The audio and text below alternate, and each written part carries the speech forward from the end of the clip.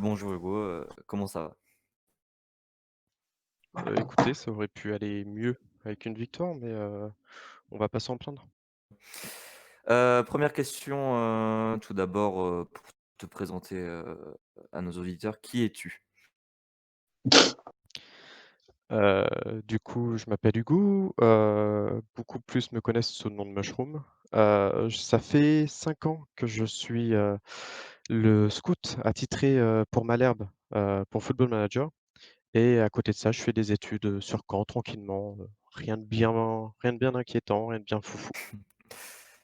Antoine, tu avais quelques questions à lui poser, non? C'est ça. Alors on a invité Hugo parce que il est du coup comme il l'a dit scout chez Football Manager. Donc on va vous présenter ce que c'est ce jeu et on l'a invité parce que le jeu est sorti le 24 novembre dernier. Du coup pour ceux qui ne connaissent pas du coup Football Manager c'est un jeu de simulation de football où le joueur se retrouve dans la peau d'un entraîneur et le jeu est plus axé sur la gestion que le jeu en lui-même. C'est différent de FIFA, voilà.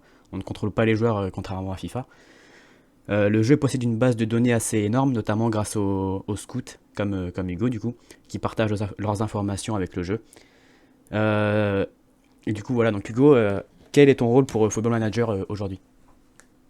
Pour faire, grossièrement d'abord, j'ai tout simplement comme mission, comme consigne de répertorier les joueurs sous contrat, au club. Donc, à partir des moins de 17 ans, donc à partir de la catégorie, des joueurs de 16 ans. Je dois répertorier du coup tous les joueurs qui sont sous contrat, tout le staff et ensuite, je dois, tout simplement, participer avec eux à la création d'une base de données, heu, qui est actuellement la plus grande sur le foot qui existe dans le monde. D'accord. Et du coup, comment es-tu venu à travailler pour Football Manager? Bah, de base, c'était pas vraiment moi, c'était un ami, qui était à ma place et vu que je regardais pas mal, tous notamment la réserve et les moins de 19 ans à l'époque, qui a 5 ans, c'était moins de 19 ans de la génération de Joey Kobo, si je dis pas d'erreur. Joey Kobo, Gel Mouadib. Je lui ai proposé en fait, tout simplement mon aide, vu que moi je pouvais voir les matchs en direct. Donc je lui ai tout simplement proposé mon aide pour, lui donner mon impression et quand il a dû, quitter cette place, il m'a proposé en fait, auprès de nos chefs et la transition se fait naturellement vu qu'au final, j'avais un petit pied dedans. Ça s'est fait, super naturellement et ça se passe très, très bien pour l'instant. Donc je suis très content. D'accord. Et du coup, on imagine que tu regardes énormément de matchs et d'entraînements, que ce soit de l'équipe pro comme de la réserve ou des U19. Alors, les entraînements, pas tant que ça. Heu, J'en regarde, une dizaine par an à peu près, principalement réserve et pro. Mais vu que maintenant la réserve s'entraîne assez souvent avec les pros, c'est un peu plus simple. Les matchs, j'essaye d'en regarder le plus possible. C'est pas toujours possible, par ma vie, perso, mais j'essaye d'en regarder le plus possible. Mais c'est vraiment les matchs au final qui sont super intéressants à regarder pour voir comment un joueur peut se situer, sur le terrain ou autre. C'est vraiment intéressant de regarder les matchs. Je dois en être à j'essaye peut-être 3-6 par saison, principalement réserve et moins de 19. Moins de 17, c'est un peu plus compliqué par contre. Heu, on n'a pas toujours les informations, donc c'est un peu au hasard. Mais ouais, ça doit être à peu près ça, 6 matchs par saison. Et donc, du coup, tu te bases sur ces matchs pour donner les notes aux joueurs. On rappelle que sur FM, les notes vont de 0 à 20 sur toutes les caractéristiques. Et donc, du coup, comment tu restes objectif et comment tu notes ces joueurs en fait? Bah, c'est justement sûrement la partie qui est la plus compliquée pour nous. On essaye en fait de se mettre à la place d'un vrai scout. Même si on n'a pas forcément les mêmes yeux tout le temps. On essaye vraiment de se mettre à leur place et de se dire: «Bon, ce mec-là, au vu de ce qu'il peut montrer, je vais essayer de le comparer avec un mec d'un niveau auquel je pourrais le voir à peu près, en extrapolant évidemment, hein, sur son évolution, mais voir à peu près, comment il pourrait évoluer et ce qu'il peut avoir en plus, ce qu'il peut avoir en moins» et alors on a des ratés, ce qui est normal, on a toujours des ratés parce que c'est pas possible, heu, c'est pas possible de toujours avoir raison. Mais on n'en a pas beaucoup, beaucoup depuis quelque temps et ça c'est très, très cool. Et pour d'autres joueurs, sans me baser totalement sur l'avis, je peux regarder ce qu'en disent des personnes quand moi j'ai pas tellement une bonne impression sur le joueur. Je regarde ce qu'en disent les personnes, j'essaye de visualiser en fait, tout ce que les personnes ont pu dire et j'essaye de me refaire un avis, plus objectif. Ça marche régulièrement assez bien donc voilà, c'est vraiment de l'observation dure et de vraies comparaisons avec là où on pourrait s'attendre à le voir. Ouais, c'est vrai qu'on se doute que ça doit être assez compliqué sur certains joueurs. C'est vrai que des ratés sont inévitables, hein. C'est vrai que ça doit être assez compliqué. Du coup, on a une question de Petit Seb dans le chat. Est-ce que les joueurs pro peuvent être sensibles aux notes qui leur sont données et qu'est-ce que tu penses des équipes qui engagent certains recruteurs pour regarder, enfin qui s'aident de FM pardon pour recruter dans la vraie vie du coup. Alors, je pense que les joueurs peuvent être touchés par la vision qu'on peut avoir, même si régulièrement, c'est toujours très bien reçu parce que, bah, on essaye de représenter le plus fidèlement possible. Donc régulièrement, c'est les retours qu'on a sont toujours très bons. Ça peut toujours arriver que parfois des joueurs ne soient pas très contents, mais ils peuvent vous modifier après avec, un éditeur, avec tous les éditeurs qui existent, ils peuvent modifier leurs joueurs, donc c'est pas tellement embêtant. Hem, Après, ce que je pense au niveau des recruteurs, bah, déjà, ça me fait énormément plaisir de savoir que des recruteurs et même maintenant des clubs professionnels utilisent vraiment notre base pour recruter parce que c'est quelque chose qu'on fait avec, beaucoup de plaisir et de voir que ça peut être utile dans le monde pro, on se dit que c'est vraiment très agréable.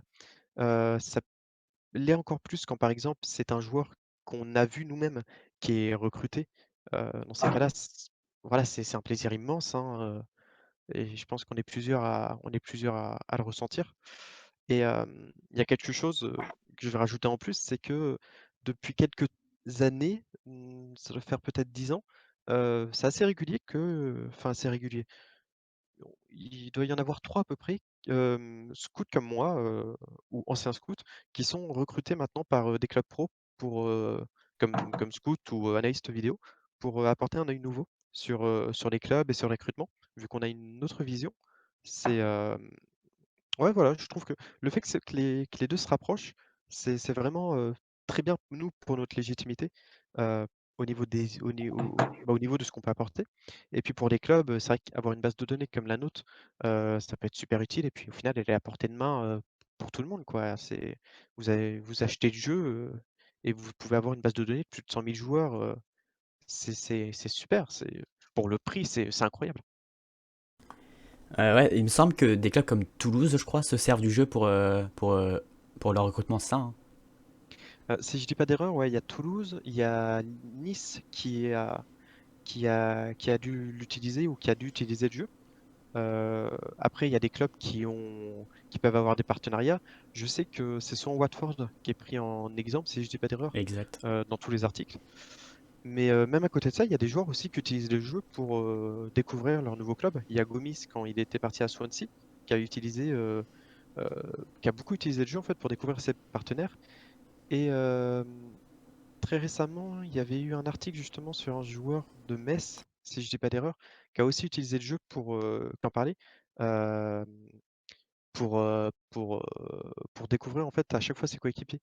Et et oui, c'est ça, Yann me rappelle quelque chose. Oui, c'est vrai que Leicester avait utilisé FM pour, présenter Kanté, et à l'époque, c'était, moi qui, du coup, m'occupais, déjà de Malherbe. Donc c'était un petit plaisir, personnel de voir ça. Ouais, c'est là qu'on voit que c'est pas forcément qu'un jeu, ça reste prioritairement un jeu, mais c'est vraiment utilisé par le monde pro et c'est quand même assez incroyable. Bah, oui, étant donné qu'on essaye, ce qu'on nous demande, c'est vraiment au final d'offrir la simulation la plus crédible possible. Alors évidemment, il y a plein de choses, qu'on peut manipuler, il y a plein de il y a au bout d'un moment, quand vous obtenez beaucoup de ce qu'on appelle nous des régènes, donc c'est des joueurs qui sont créés par le jeu pour continuer le jeu. ils sont monstrueux parce que c'est comme ça. Mais c'est vrai que quand vous faites les 10 premières saisons, au final, vous avez beaucoup de vrais joueurs et vu qu'on nous demande d'être le plus réaliste possible, c'est vraiment presque le joueur que vous voyez dans votre jeu, ça peut vraiment être le joueur que vous avez sur le terrain et ça, c'est vraiment quelque chose, qui est dur, mine de rien, à vraiment très bien représenter. Mais ouais, on essaye d'être plus qu'un jeu, on essaye d'être une vraie base, de données et qui ensuite peut servir pour un jeu. Alors, du coup, du côté du SM Camp, est-ce que pour nos auditeurs, tu as des pépites à leur donner niveau U19 et réserve? Alors tu vas beaucoup rire, mais j'ai beaucoup pensé à cette question-là, pendant la journée. Parce qu'évidemment, il y a des pépites que tout le monde connaît, hein, Le Penant, même Joaquini qui même s'il est un peu plus âgé, ça reste une pépite à notre niveau.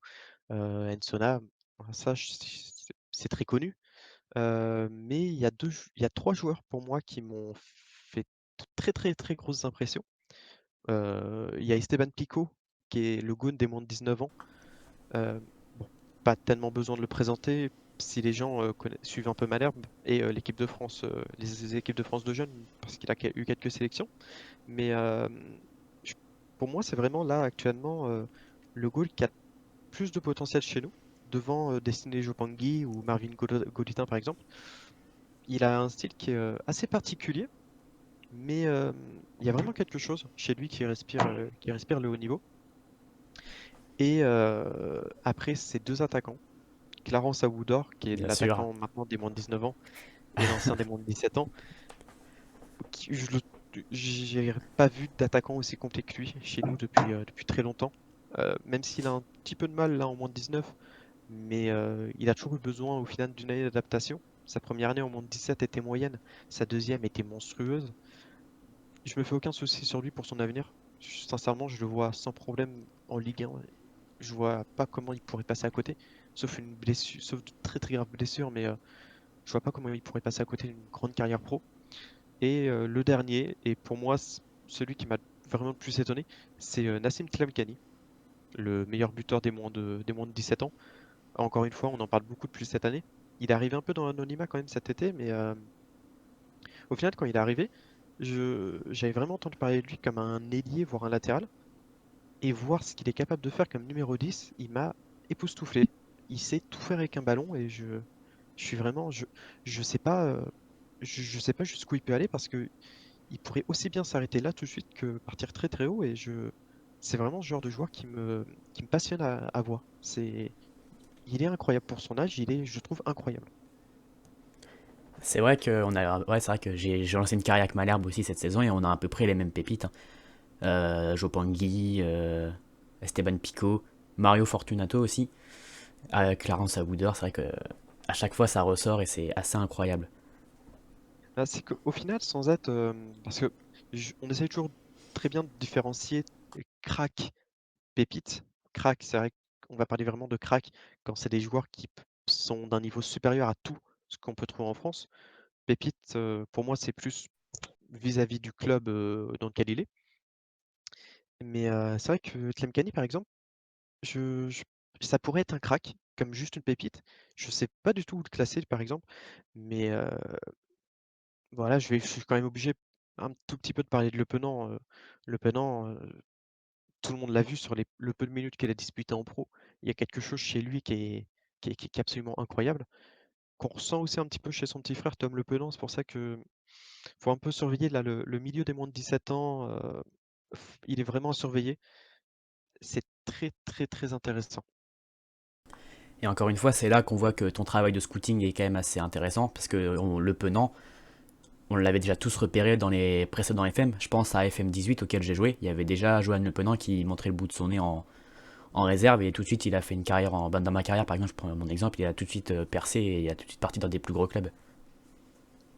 Ouais, bah Le Penant, ça fait des années qu'il est connu au final dans les sphères de recruteurs et dans les sphères en équipe de France. Un peu comme Alexis Beka par exemple. Euh, mais il a quelque chose, Le Penant, en plus du fait qu'il est mine de rien, il peut jouer partout au milieu de terrain, que ce soit devant la défense, en relayeur ou en numéro 10. Il a vraiment une polyvalence qui est super intéressante, mais il y a vraiment quelque chose chez lui qui est assez incroyable.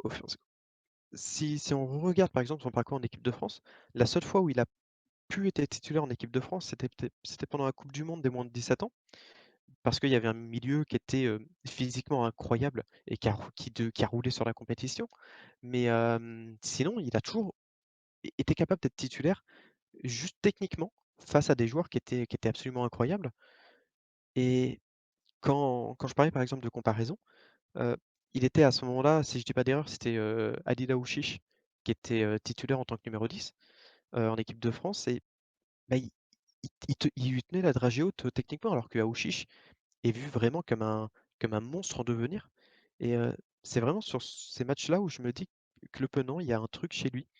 S'il ne rate pas du tout son wagon, on tient peut-être le meilleur joueur que Malherbe aurait jamais formé.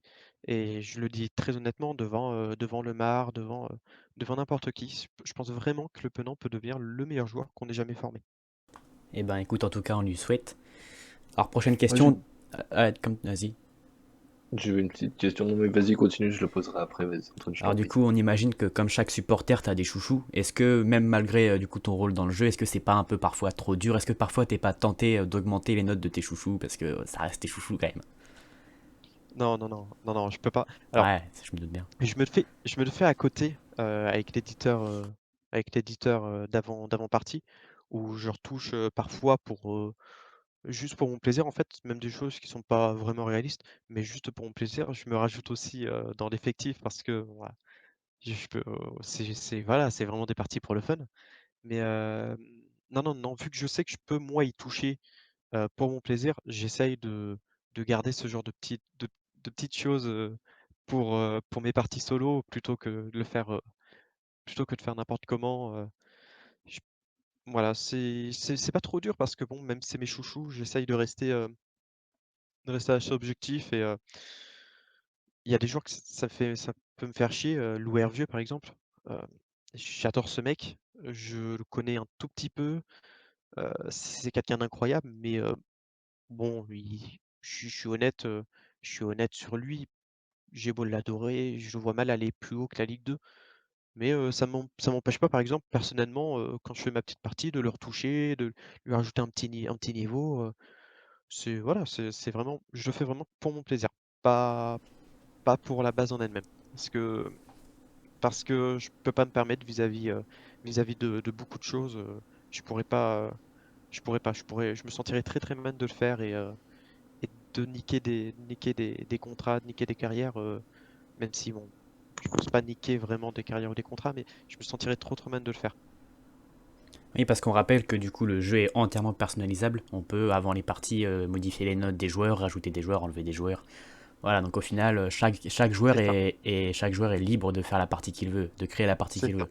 c'est ça. Et même, si vous achetez l'éditeur, parce que bon, il y a un éditeur pré-game qui est totalement gratuit, et il y a un éditeur, in-game, donc on appelle l'IGE, qui est payant pour 5 €, mais qui permet de retoucher tout ce que vous voulez pendant votre partie. Donc au final, vous pouvez vous amuser comme vous voulez, avec ces 2 éditeurs-là. Et c'est ça qui peut rendre le jeu aussi très incroyable très rapidement.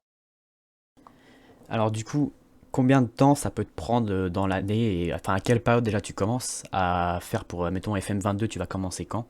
Et combien de temps ça va te prendre pour envoyer les notes et tout ça? FM22, je ne sais pas du tout, quand on va commencer, mais c'est toute l'année. Voilà, c'est toute l'année, on fait un suivi toute l'année, comme ça on n'a pas besoin de se presser inutilement. Heu, Toute l'année, j'essaye de maintenir les stats sur des fichiers Excel, nombre de matchs, nombre de buts, et cetera. Je regarde le nombre de blessures toute l'année, en fait. C'est vraiment un suivi très régulier, qui est assez facile aussi au final, vu que souvent on s'occupe du club qu'on supporte, donc c'est beaucoup plus simple. Mais ouais, c'est vraiment toute l'année. Assez souvent je m'occupe, de remplir les stats, pendant mes jours de cours, pour occuper un petit peu. Mais sinon, c'est surtout sur du temps perso, c'est en fin d'après-midi tranquillement, En général, ça peut peut-être prendre une petite heure par jour, mais bon, c'est pour le plaisir.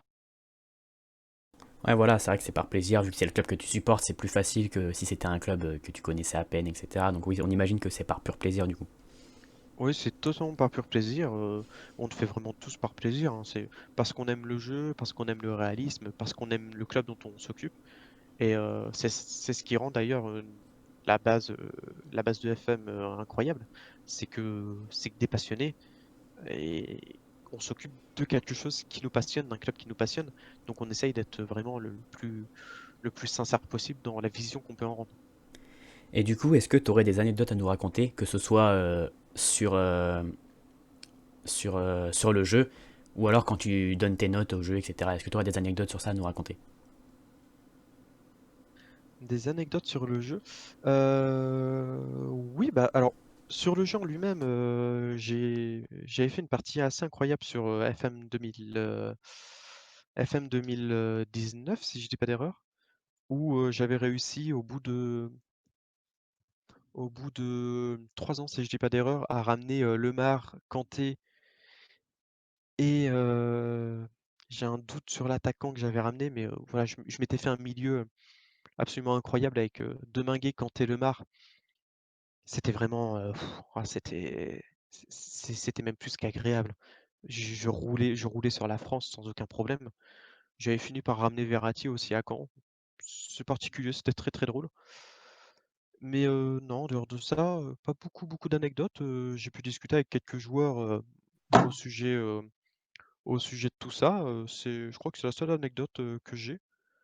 C'est pas moi qui en ai plus. Ouais, j'ai certains camarades qui ont beaucoup plus d'anecdotes, mais moi pas tellement. C'est vrai que je suis assez, on m'a toujours laissé assez tranquille, là-dessus, que ce soit les joueurs ou autres, il y a jamais vraiment eu de choses intéressantes. Je fais ma petite vie, tranquillement de mon côté, tout le monde profite et moi ça me fait plaisir. D'accord. Et du coup, Flo, est-ce que tu avais une dernière question peut-être, tu me disais? Moi, j'ai une petite question, genre, donc, bonsoir Hugo. Bonsoir. Euh, Si tu devais nous sortir ta plus grande réussite, donc c'est-à-dire le joueur que tu as vu percer et qui a percé, et ton plus grand échec, donc celui sur qui tu as mis le plus d'espoir, et finalement c'est un raté total. Si tu pouvais nous sortir deux joueurs comme ça, est-ce que ce serait lesquels? Alors, plus grand échec, il y en a pas qu'un, mais il y en a quand même plusieurs, il y a Mouadib par exemple. Voilà, je Mhm. m'attendais à beaucoup plus, même s'il y avait des problèmes physiques, je m'attendais à beaucoup plus et ça me fait vraiment chier savoir qu'il est pas du tout, qu'il est pas du tout là où il aurait dû être. Après, qui pourrait y avoir d'autres? Il y a Nangis, hein, même si je m'occupais pas à l'époque, Nangis, pour moi, c'est un éternel regret, hein. Oui, Mais effectivement. ouais, ça me rend fou, Nangis, j'adorais ce mec. Mais à part ça, non, à part ça, pour l'instant, bah, c'est vrai que malheureusement, là, les joueurs dont j'ai pu m'occuper, depuis quelques années, notamment les jeunes, sont encore assez jeunes. Ils ont que, 22 ou 23 ans maximum, donc c'est encore assez tôt, mais pour l'instant, il n'y a pas eu, à la pour moi, la plus grande réussite, hein, de notre côté à Caen, c'est Kanté, hein. Je pense que personne l'avait vu venir, avant qu'il arrive à Malherbe, c'est vraiment chez nous où il a pris une dimension dingue, quoi. Je vois pas d'autres plus grande réussite que lui pour l'instant. Il y en aura peut-être d'autres qui vont arriver, mais pour l'instant, c'est vraiment lui ma plus grande réussite, enfin notre plus grande réussite. D'accord, merci beaucoup. Non, merci à toi, c'était une super question. J'espère pouvoir revenir dans 10 ans pour pouvoir y répondre plus en profondeur. Il n'y a aucun souci. Pour faire une mise à jour. T'as dit quoi, Léon? T'as pas entendu? Pour faire une mise à jour de tout ça. Ouais, c'est J'espère ça. bien. Et sinon, Hugo, moi j'avais juste une toute dernière question. Je suis pas sûr qu'elle a été posée. Combien de temps, depuis combien de temps tu supportes Malherbe et depuis combien de temps, du coup, t'es en poste en scout pour FM sur le SMCamp? Alors, en scout, ça fait 5 ans maintenant. 6 ans si on compte l'année où j'ai aidé mon camarade. Et que je supporte Malherbe, c'est depuis tout petit. Je- j'ai plus vraiment de souvenirs. Je sais que mon premier match à Dornano, c'était un Caen-Dijon en Ligue 2, où on avait fait match nul. Ça remonte, j'étais en CM2, donc ça remonte à... Oui, je l'ai euh, aussi. Deux, ouais. ça remonte un petit peu là pour moi. Je peux calculer, mais ouais, ça doit faire 13 ans que je supporte Malherbe à peu près. 13-14 ans. Donc voilà, je suis pas très vieux, donc ça fait quand même déjà quelques années. Il y a vraiment, il y a vraiment eu que Malherbe, même si j'aime beaucoup d'autres clubs pour diverses raisons. Au final, ça a toujours été Malherbe devant tout le monde. D'accord. Et Et ben, pardon. non, vas-y Antoine, si t'avais quelque chose à dire. T'avais une dernière question, non? Non, enfin, j'avais juste envie de savoir, Hugo, ce soir, ton ressenti sur le match nul contre Grenoble. Bah, j'ai arrêté de regarder pour manger juste avant le penalty obtenu par Gioacchini. Euh, c'est assez inquiétant. J'ai essayé d'écouter un petit peu votre débrief. Donc je me permets de prendre quelques minutes pour faire mon mini débrief vu que tu me demandes. Non, mais il n'y a pas de souci, on est C'est ouvert au débat, il n'y a pas de problème. c'est assez inquiétant, surtout de voir qu'au final, notre meilleur milieu, c'est un joueur qui n'a pas eu de formation comme milieu de terrain. Euh, Vous avez beaucoup parlé d'Armougom et c'est vrai que moi, ça me fait vraiment chier de voir Armougom aussi mauvais quand on connaît les qualités offensives du garçon. Ça me fait chier de le voir incapable de faire quelque chose et ça me fait d'autant plus chier de savoir qu'il est toujours incapable de défendre alors que ça fait 4 ans maintenant qu'il est comme latéral gauche. Voilà, c'est vraiment, ça me fait très très mal. Maintenant, là ce soir, c- pour moi, la compo était assez bizarre. Euh, C'est vrai que Gonçalves, notamment au milieu de terrain, il y a un moment, il faut voir que ça ne marche plus comme titulaire. C'est un bon joueur quand il rentre. C'est un Doberman, donc voilà, quand il va rentrer, il va mettre l'écro, mais on ne peut pas commencer avec un joueur comme ça au milieu de terrain pour moi. Tout le long du match, ouais. C'est voilà. Et puis au final, en début de saison, il n'était pas titulaire. Il a toujours fait de super rentrées. Oui. Il a jamais marqué, il a jamais fait de passe décisive, mais voilà, il a porté en début de saison en tant que super sub au final. Et bon, Joaquin sur un côté, j'arrive pas à être convaincu que Duprat qui passe beaucoup de temps à dire qu'il doit installer un 4-4-2, que c'est taillé pour son effectif et qu'il installe au final tout, enfin presque tout sauf un 4-4-2 vu qu'on était en 4-2-3-1 si je dis pas d'erreur ce Que ce soit soir. sur un 4-2-3, ouais. Voilà, il y a un moment où les mots s'accompagnent pas des gestes et il y a vraiment un double discours, je trouve, chez Duprat qui commence à être insupportable. Mais comme il est en fin de contrat en 2021, il peut pas être inquiété. Donc à mon avis, il essaye, voilà, il doit voir, il doit essayer des trucs. J'aimerais bien, j'aimerais bien comprendre ce qu'il essaye de faire, mais j'ai un peu de mal à comprendre ce qu'il essaye de faire. Et bon, bah, je pense que Mendy, il n'y a pas besoin d'en parler, hein. Dès le début, quand il est arrivé, j'ai été très sceptique. Je hurlais presque à la fraude. C'est un mec qui conserve bien le ballon, il fait de bons appels parfois, mais le reste ne suit pas du tout. Et il y a un moment où Jeannot, voire sûrement plutôt un duo Bamou-Gioacchini, va prendre l'ascendant et Mendy va partir assez rapidement. Enfin, j'espère en tout cas, parce que je vois J'espère pas. aussi. C'est On vrai espère aussi. que c'est vrai que Mendy, ouais, j'ai crié à la fraude aussi dès le départ. Je sais pas si j'étais le seul, mais à première vue non, du coup comme toi. Mais vu qu'on nous parle d'FM 21, on va en parler. Moi sur Mendy, il est très très bon sur FM personnellement. Donc là sur ce coup-là, je sais pas. Il va falloir changer les choses, Hugo. Alors oui, oui, oui. Alors en fait, c'est justement c'est parce que c'est bizarre. Au final, c'est un joueur qui est très très présent physiquement, qui est athlétique, il est puissant, il n'est pas particulièrement lent. Et au final, c'est des profils de joueurs que le jeu aime bien. Donc voilà, c'est vraiment la limite parfois du jeu, malheureusement. Mendy, il est bon dans le jeu et c'est surtout dû à son physique quand même, plus qu'autre chose. D'accord. Eh ben écoute Hugo, merci beaucoup d'avoir répondu à nos questions.